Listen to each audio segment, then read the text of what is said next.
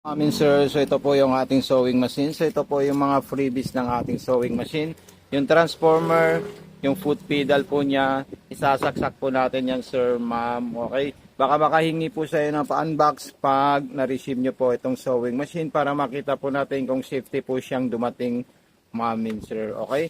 Silidi mo po natin ito kung paano po natin siya gagamitin. Isasaksak muna natin ito, ma'am sir, dito sa gilid. Ayan, meron po siyang saksakan para sa foot pedal natin. Then, ito pong saksakan natin, huwag nyo po kakalimutan isaksak dito sa transformer. Okay? Meron pong power switch on and off po siya, sir. Ayan. Okay? Then, yung bobbing natin, kung paano po natin siya tatanggalin, ganito lang po siya, ma'am sir. Ito po. Ayan. Then ito po, kung magre-refill po tayo ng sinulid, ilalagay natin dito at itatali natin yung sinulid natin. Then itutulak natin dyan, then aapakan po natin sa sir. Ayan. Okay? Then naitindihan po natin yan. So ito na po siya, ang tamang paglalagay sa bobbing. So ito po siya sir. Ilalagay natin dito. Okay? Then ipapasok natin doon at tutunog po yan, ma'am and sir. Ayan po. Then yung paglalagay natin ng sinulid, ang perfect na paglalagay, ito po siya. May lagayan po siya sa likod. Tapos sabit natin dito. At hihilay natin yan, kailangan nakataas po yung pressure foot natin. Ayan po. Then, ganyan. Then dire-diretso po natin yan doon sa may maliit na spring. Ayan po siya. Then butas na po ng karayom, ma'am sir. Then pagkatapos po natin yan, para ma-pick up niya yung sinulid sa ilalim. So hayaan po natin yan.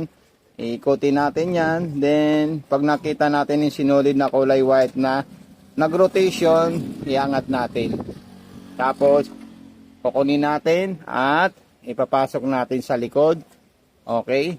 So ilalagay natin yan at ito'y ilalagay natin dito sir. Okay. So ganyan lang po siya. Maglalagay na po tayo ng sinulid at tela para masampulan natin. Ito na po sir, igaganito lang natin yan. Tapos ilalagay natin ito. At ito na po yung mga freebies niya. At ilalagyan po natin yan ng papel para sa mga account ko na pwede po kayo magpa-tutor, magpa-guide at magpaturo. Kung meron po kayong katanungan sa ating sewing machine. Ito po siya, ayan.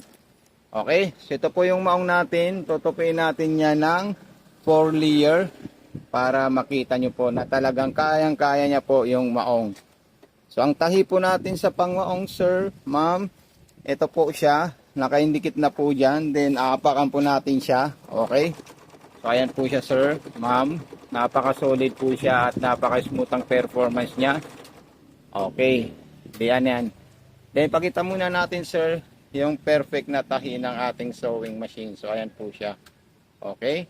So ayan, napaka-solid po siya at napakaganda. Then kung magsisigsag po kayo, ma'am and sir, ayan, dito lang po sa dalawang layer na tela na maong, doon po tayo magsisigsag para hindi po tayo maputulan ng karayom sa sigsag pag sobrang makapal po siya. Sa straight line lang po pwede tayo manahi ng makakapal. Ayan, yung pang-garterize naman po niya, ito naman po, yung button holder naman po, mayroon din po siya. Pag pupunta po kayo sa button holder, ma'am and sir, pa-vice versa po yung ikot natin dito. Ganito po siya, ayan. Then button holder naman po yung gagamitin natin. Ayan. Then number 1. Okay. Then lock ulit. Then number 3, paatras po siya, ma'am and sir. Ayan. So napaka-perfect na po yung button holder na ginawa ng ating sewing machine. So ito na po siya, sir. Basta kung may katanungan po kayo, wag po kayo mahihiya mag-message sa akin para may guide ko kayo at maturuan ko kayo, ma'am and sir. So maraming salamat. God bless and more power po. Ito na po yung ating mga freebies at ilalagay natin dito. Okay? So pa-unbox po, ma'am and sir, sa ating sewing machine pag inopen nyo po siya.